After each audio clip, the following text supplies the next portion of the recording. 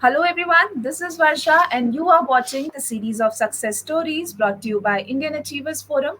So, once again, we are here with you all to discuss the success story of one more achiever of ours. And this time, we have with us Mr. Soham Das Gupta, who is the founder of EduSoch. Soham is currently a high school senior at Malya Aditi International School, pursuing his A level diploma in computer science, mathematics, physics, and chemistry.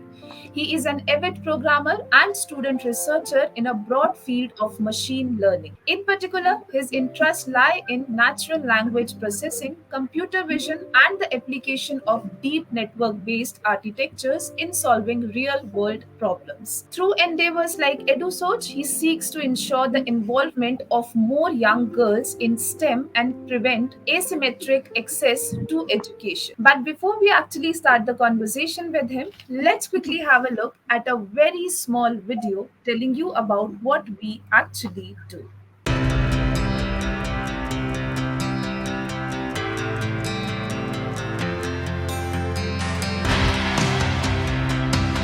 Indian Achievers Forum is driven by a full-fledged advisory board.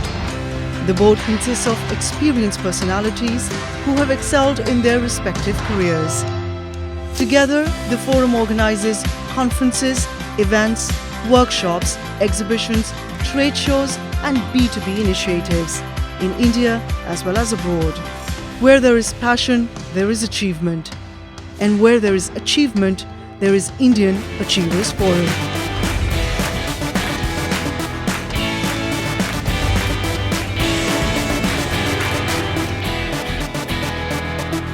Hi Soham, how are you? Hi, ma'am. I'm good. How are you doing? All good. Thank you so very much. So, before we actually start the conversation, please tell us a little more about yourself and also about your professional role. Yeah. So, like you said, currently I'm in the 12th grade at Malyaditya International School. I love computer science and mathematics. I believe those two subjects are the foundation of any type of learning we want to do in this world. They have so many widespread applications, whether it be in healthcare, construction, architecture, and various other fields. EduSearch was a venture I started back in ninth grade when I saw that there was a clear gender disparity in my class between male and female students studying science. I think that bothered me. I have a mother who is a prominent woman in STEM, and from there, I've learned that gender shouldn't be an issue when it comes to choosing a profession, which is why founded EduSearch, and I've been working on this project for the last 4 years. Right. So I'm very keen to know that what inspired you to start with this particular organizations of yours called is EduSearch. Yes. So I was brought up in West Bengal, and we used to go back to West Bengal since it was our native place every summer holidays to visit my grandparents. When I was about 8 years old, that's when I met a new face there. Her name was Simoli, and she was the daughter of the Didi that was taking care of my grandparents. Because we were about the same age, we instantly started talking. We came from different backgrounds. She was brought up in rural West Bengal, but while I was brought up in Bangalore, which is arguably the biggest metropolitan city in India. So obviously there was a cultural and social divide, and we through our conversations we realized that the way we lived our lives, our lifestyles, and our traditions and cultures were actually quite different. We soon became close friends, and every summer I would go and meet her. And when I left, she would always write me a letter which would contain what she wanted to do in the future, whether it's be an engineer, a doctor. One thing stayed the same. She always wanted to continue studying and change the world. When I was about 12 years old, I was shocked to hear from my mother that Didi, according to Indian customs, was marrying off Sonali at the age of 30.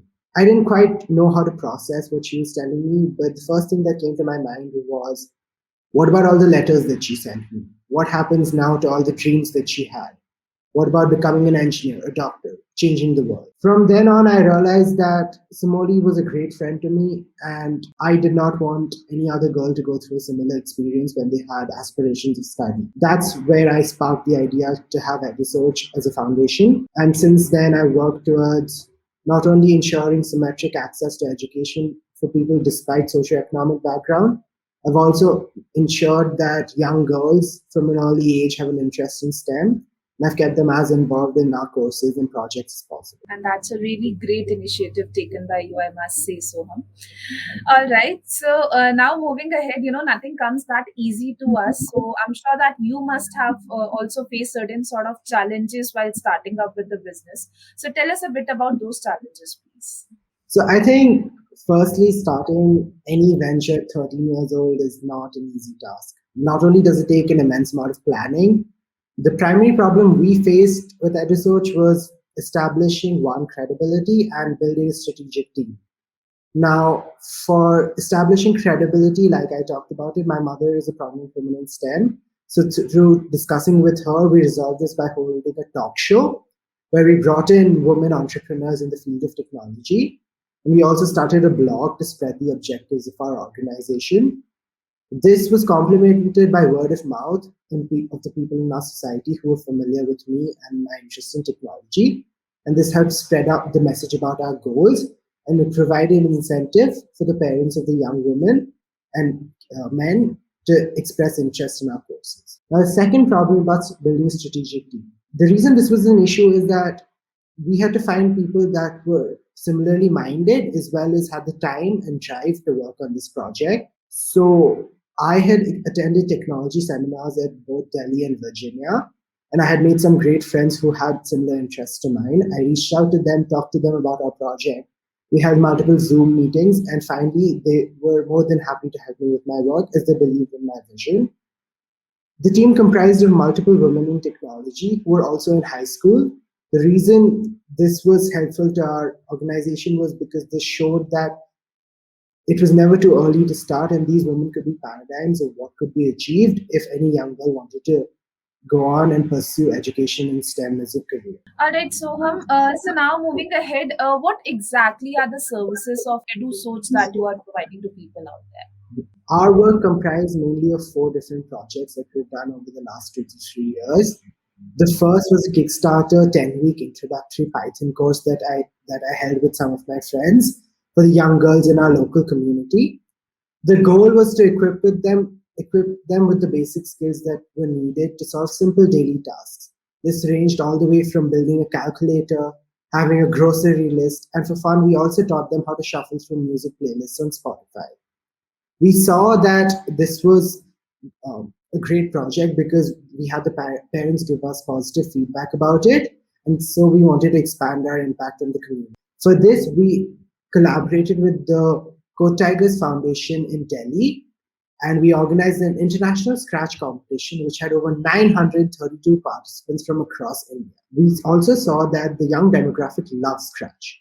Because of this, I worked with the STEM Impressionist Foundation that was based in Virginia, and I led an international team of 12 student mentors, being 12 of us who were in high school, and we held a 10-week Scratch programming course where we had an audience of about 6,700 people from both America and Asia. Finally, to have a book form of everything that we taught over all the courses, I authored a Python Coding's Beginner's Handbook that was filled with pictures and visual cues so that the young demographic could relate with and build an early interest.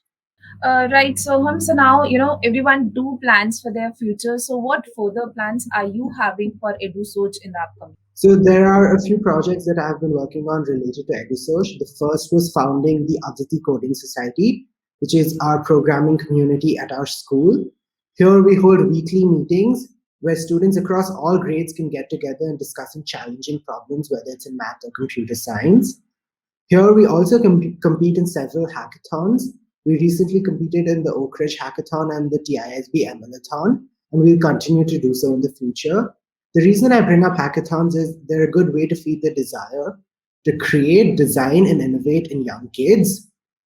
Now, we're also planning to hold an intra-school tech event at our school. We're calling it Techamaze, which is for children from grade 2 to 8, while focusing on the women demographic. The reason we're doing this is, like I said, it's important to build an early interest in STEM, and the earlier they're introduced to it, the more likely they are to pursue it as a future career. Lastly, we're also working to procure old textbooks and discarded desktops to introduce 13 underprivileged kids in our local community to basic algebra and interactive programming in Scratch. Right, Soham, and I wish you all the success for all these plans of yours. All right, so now moving ahead, you must be knowing about the Atmanirbhar Bharat campaign that is, going on in India at the moment also. So, what do you have to say on this campaign, and also how is your organization working towards this? Mhm. Undoubtedly a great campaign. By introducing the young demographic to STEM at an early age, not only can we build their interest, but also help work towards the Digital India vision. By equipping them with the necessary skills and knowledge about science, technology, engineering, and math, it helps our society of a billion people to be not only more self reliant, but also unleash the potential of applying technology in various other fields, which would be obviously healthcare, manufacturing, and agriculture, which is the main source of income for Indians.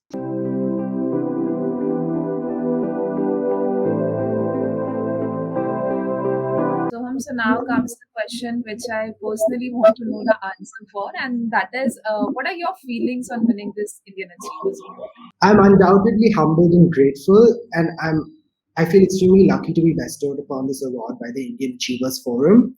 More importantly, I just want to take a moment to say that I think the work that the Indian Achievers Forum is doing is great, not because of the awards they're giving out, but for providing a platform where young entrepreneurs like me can come and talk to the people about our projects. I hope that this motivates our generation and shows them that it's never too early to start to work on a good cause, and that we, the youth, are the ones that hold the power to bring about change in our community.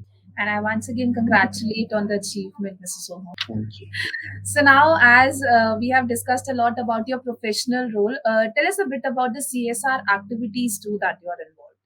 So, the central idea behind our organization is amplifying STEM literacy by paying it forward.